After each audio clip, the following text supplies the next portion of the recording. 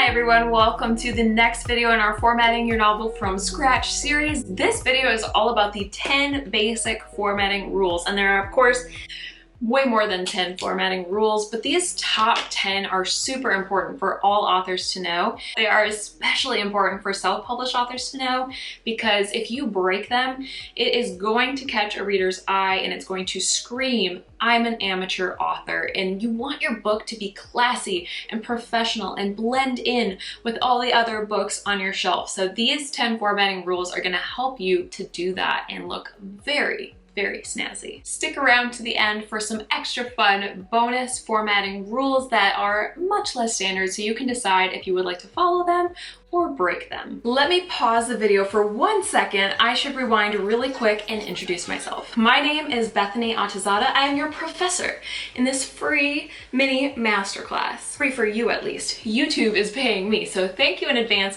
for watching the videos all the way through, for liking, subscribing, sharing with your friends. All of these things are like a free tip jar, so it really helps my channel. Thank you so much in advance. And it's looking like it's gonna be a very full class. So let me introduce you to our TA real quick. This is my teaching assistant, Google. She is super helpful. She's available at all hours of the day and night, and she has pretty much endless resources. So I'm gonna be honest with you, even though I am the professor of this course, she knows more than I do. You can definitely ask me questions if you'd like, but I gotta be honest with you, I'm pretty much sharing every single bit of information that I know in this course.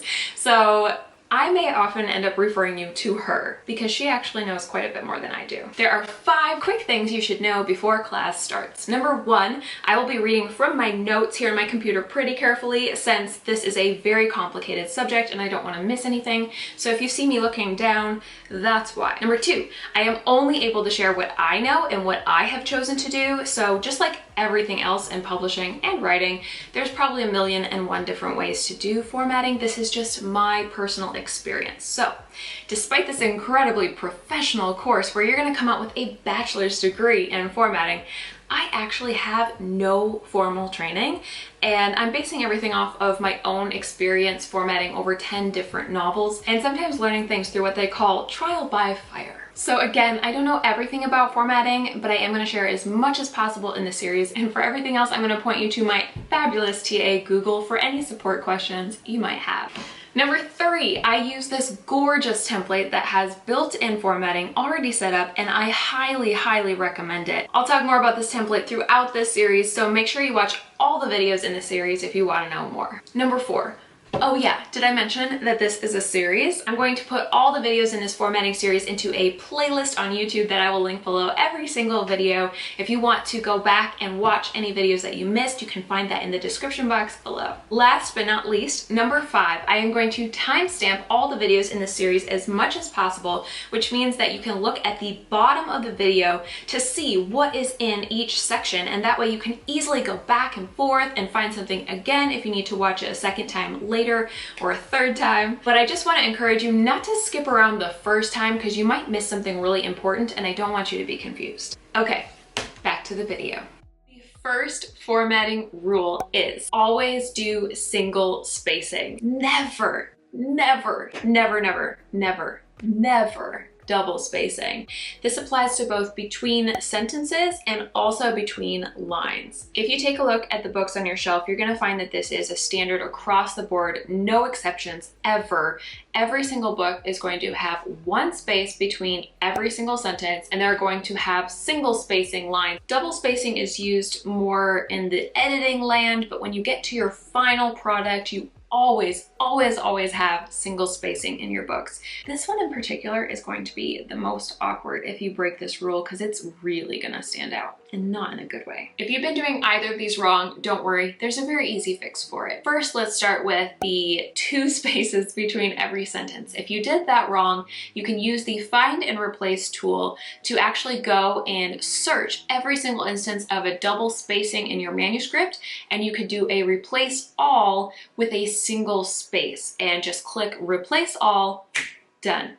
That's how easy that is to fix. If you've been writing with double spacing instead of single spacing, this is also a very easy fix. You're going to start by clicking Control All to capture all of your manuscript, everything in there, and then you're going to go into Format, and under Paragraph where it says double, you're going to click that drop down and change it to the single line spacing option. If you decide to use that pre-formatted template, then this will already be set up correctly for you. Leave it exactly like it is. The second important formatting rule is justified text. So while Word and Google Docs and Scrivener, etc., usually automatically do something called left side justification, where everything is even on the left side, but it's ragged on the right side, in books, the book is justified to both sides. So the difference is that it's going to be exactly even along both the left and the right side. And readers are used to seeing this. It looks really professional to the eye, looks a lot better than left side justification by itself. So to update this is also very easy. You're going to look for the justification option, which you can use the search bar if you need to find it. And then very often they're going to have these cute little images that show you exactly what it looks like, where the lines are all to the left, all to the right, or evenly spaced across the page, which is your perfect justification. Now you can obviously Google to find out more about what justification does and is, but essentially it's going to spread out that sentence, but it never actually puts space in between the letters within a sentence. It only puts space between separate words. So it looks very clean and classy. The third standard formatting rule is to include an indent for the first line of every paragraph. And no, you do not just tab over. You want to actually set up this formatting so that it applies to the entire novel automatically. To set the indentation, you're going to go to the exact same place we just went for justification, and you're going to go to Format and then to Paragraph, and you'll see that indentation that we just played with. And under that indentation section, you're going to go over to the special option and you're going to click that first line, and I like to do 0.3, although some places also recommend doing 0.5. So whatever you choose to do, you're going to apply it to the first line of the entire novel so that every single paragraph's first line will be indented that specific amount. If you're using the template, you're going to go ahead up to the style pane, you're going to right click and do modify the style. And of course it's already set up this way, just so you know, but if you wanted to change the indentation, you would go to that first line spot, the same place as I just showed you, and you can play around with it there to whatever you would like it to be for the entire novel. Rule number 4, of course, is that there is an exception to this rule. So even though I just said that every single line in your novel is going to have that first line indented, the exception is when it's the very first line of a chapter or the very first line after a scene break, which in that case, it should be justified all the way to the left side. I know, they're just trying to confuse us, but that is the standard in the industry. If you look at the books on your shelf, you're going to find that the very first line of a chapter or the very first line after a scene break is always going to remove that indentation that we talked about. This one is so subtle that readers honestly rarely even notice it, but it is a standard in the publishing industry. Rule number 5 is that chapter headers always start on a new page. Again, if you take a look at the books on your shelf, you are never going to find a chapter that starts halfway down the page after another chapter has ended. You always start a brand new page. But rule number 6 is related to that, which is that you have to put in a page break for a new chapter, which means that you can't just go enter until you get to the next page, because unfortunately, when you submit that to a different publishing company or into an ebook format or whatever the case may be, it's not always going to stay the way it looks on your screen. So the formatting can get super wonky and it can go back to that 2 chapters on 1 page issue that we just mentioned, which is a no-no.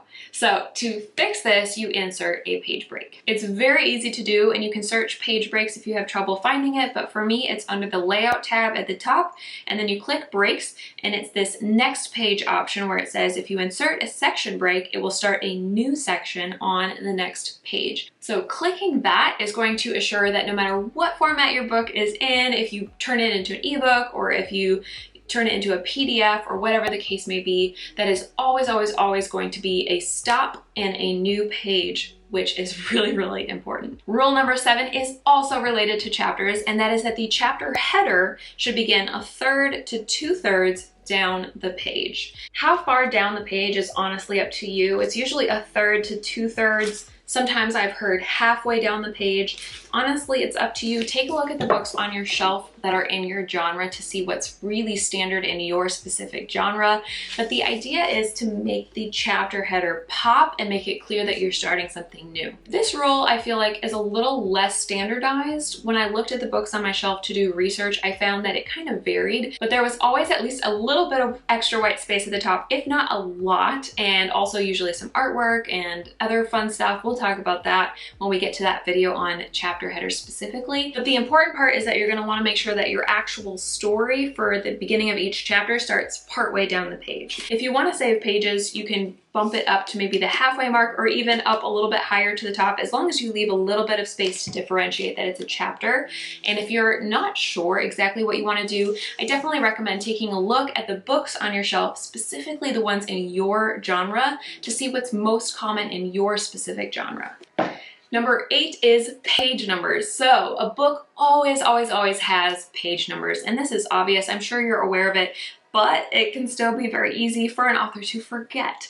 Now, the nice thing is that if you're using that formatted template that I showed you, the page numbers are already included, and they're included correctly. But if for some reason you've decided to format from scratch, there are a few rules about page numbers that you need to know. The first page number rule is not totally standard. I've seen this rule broken, but typically they're placed in what's called the footer, and that's at the very bottom of a page. But sometimes they are placed at the top as well. So that's why I say that that particular placement is less standard than actually having the page numbers themselves. Adding page numbers is very easy. In Word, you're going to go to the very top, you're going to click Insert, and then you're going to scroll down to the page numbers option, and you can choose to format however you want. If you want them at the top or at the bottom, if you want them to be formatted where they are always on the outside of the page, which is, by the way, standard for novels. You don't want it to all be on the left side or all on the right side. You want it to be on the left and the right far sides of the book, if that makes sense. That's standard for the industry. And the second rule is that page numbers are not supposed to show up on the first page of every chapter. So you'll notice that on the first chapter page and also on other important pages like the title page and copyrights page, usually those pages you are not going to see page numbers at all. Even if they are counted, they are erased for that specific chapter header page. Now, the good news is that if you're using that template that I showed you, all of this is already set up for you. Thank goodness, because it's a lot of complicated rules and it's very confusing to set up. So you might have to do your research if you're putting this in from scratch on how exactly to do all these page number rules and make sure that they don't show up on chapter pages and that they don't start on page 1 of the book, but they start on chapter 1 of the book.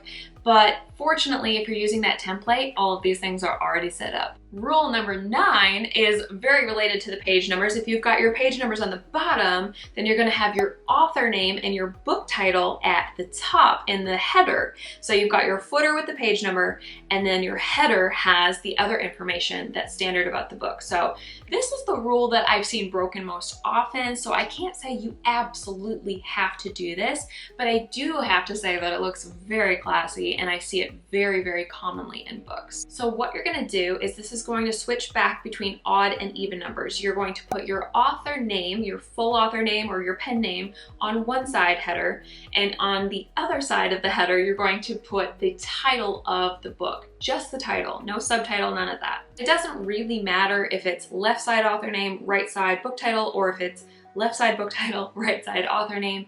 The point is just to have them rotating so that every time a reader opens the book, you can see both on the page. And I think, honestly, I'm just guessing here, but I think that the reason this is done is so that if somebody takes a picture of, you know, an open page, you can still see either the author or the name of the book, so you can always have a reference if you're looking at a page and maybe you take a picture and post it on Instagram, your readers have a reference for what the heck the book is that you're showing. Again, just like with page numbers, there are very similar rules. So just like with page numbers, your author name / book title, whichever one is rotating, is never going to show up on that first page of the chapter because your gorgeous chapter header is going to be the focus there. You do not want to have any header at the top of a chapter page, and you also don't want to have your header show up, whether it's your author name or your book title, on things like the main title page, the copyrights page, all of the like big first pages, so to speak, that stand on their own. This is another complicated thing to set up, so thank goodness the pre-formatted template already has it set up this way. I love it. I really, really appreciate not having to do all those extra steps and figure that out. So that's, again, why I recommend the template. Rule number 10, we have reached the end. The 10th rule is consistency. Whatever you decide to do, you need to stick with it so that all your formatting looks consistent and professional. If you have wonky formatting where one chapter looks like this, the other one looks like that, and you play around with it, it's going to look very amateur. This consistency rule is true not just for the rules that I just shared with you, but also for other fun formatting styles that I'm going to share in a second. So whatever you go with, it's really important to keep it consistent. For example, if you choose to include a really pretty image for chapter 1 in the header, then every single chapter header needs to have an image. If not the exact same image, then at least the exact same size and placement. All right, speaking of extra fancy formatting, I do have a couple fun bonus tips to share with you that I mentioned. So these are not required. These are more for fun and to make it a little bit prettier. And a lot of them are specifically for the first page of a chapter or for scene breaks. Although of course, there are other books that play with formatting throughout the book. So you can definitely check out those books on your shelf if you want to like look into this even more. Number 1, the most obvious extra formatting that you will see in novels is that decorative, gorgeous header. And so whether it's just a little extra oomph or it's the entire top portion of the page, or even on rare occasions, the full 2-page spread, we're going to dedicate an entire video in the series to chapter headers and talk more about this because this can be really fun to play with. The second extra bonus formatting thing you can do is something called drop caps, and you will see that in that formatting template in a couple different first lines of the chapter. So it's the very, very first letter is made larger and separate, and so this gets a little bit wonky when you're uploading to different vendors, and it doesn't always translate well to ebooks, or at all, I think. So I personally kind of gave up on them after my first book. I just felt like that was too much for me. But if you want to try it, you can definitely look into drop caps and or research how exactly they work. Third fun formatting bonus rule is to do, I'm just going to call it first line of the chapter fanciness. And by that, I mean that you just make that first line pop. So you can do this in a bunch of different ways. Some people just do all caps all the way across, or all caps for the first 3 words, or the first 4 words, or the first 5 words. And sometimes you can add italics, or you can even do a slightly different font if you really wanted to, although that might be going a little bit too far. But essentially, you're making that first line just really pop. Whatever you decide to go with, remember rule number 10 back in the absolute standard Unbreakable rules, which is consistency. Number 4 is doing that exact same fancy first line, but with a scene break. So after you've gone from one scene to the next and you have a little break, which we'll talk about in a second, then you would again have a fancy first line. So it's totally optional, but it's really fun. It looks pretty. And so that leads to number 5, which is fancier scene breaks. So you might see in some books that authors just literally add an extra space before they break into a new scene. While other authors, I'd say the most common one that you'll see is the 3 little asterisks. I can say that right? And so that's probably the most common if you want to keep it simple. But other authors will maybe insert fun little images or do something a little bit fancier. So it's totally up to you.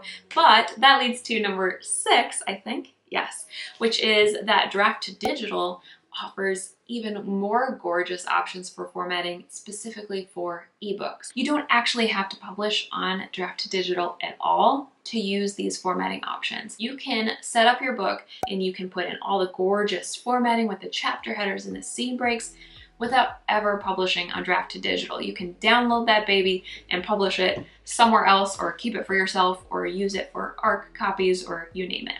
So those are the 10 basic formatting rules for novels, plus a few fun bonus rules. And if you missed the intro to this formatting series, I will link it and the playlist below so you can go back and watch that. But for now, let's go on to the next video in the series, which is the front and back matter.